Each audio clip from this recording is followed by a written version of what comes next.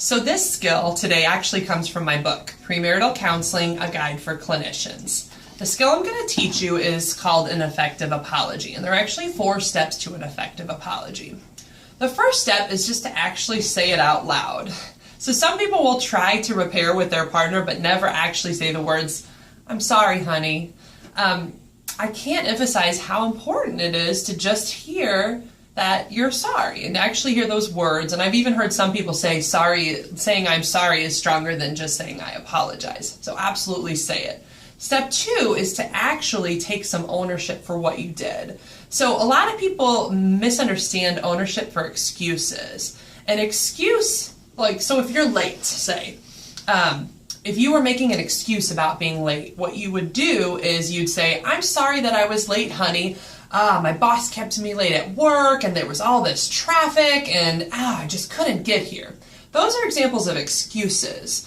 And they just don't have the same weight or impact as taking full ownership. So ownership, the difference is the buck stops here. Nobody else is responsible for what happened, only you. So the difference in the example we just described is if you say "I'm sorry," you'd say, "Honey, I'm sorry I was late from work. I really didn't plan my time well. I'm going to work on doing that better next time." So nobody else got blamed, it's just you.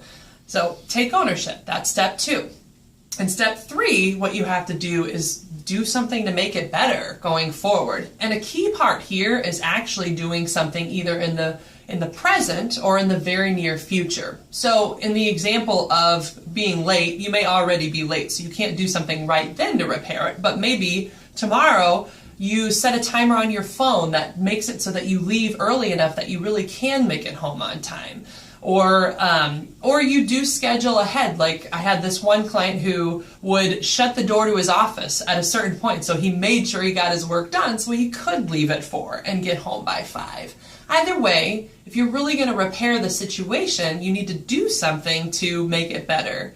And so then the final step is just to find a way to connect again as a team. So even after you've done something to repair and you apologize and take ownership, the reality is couples need to find little rituals or ways to connect again, because essentially whatever happened hurt.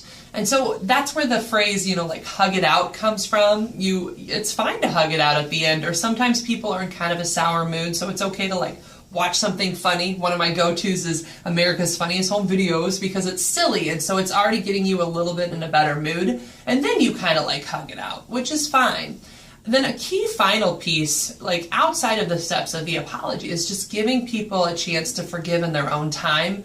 The hard thing about an apology is it brings up the pain that it caused. Depending on how hard the situation was, when you apologize, while that's what the person needs, it's still painful and it reminds them of what it felt like to be hurt.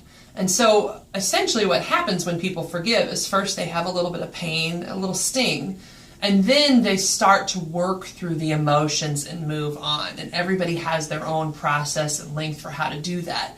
And so it's really important to respect that length. And even outside of an argument or a conflict, talk to each other about what you need to get there or what your partner needs to get there. So you're not trying to rush through things.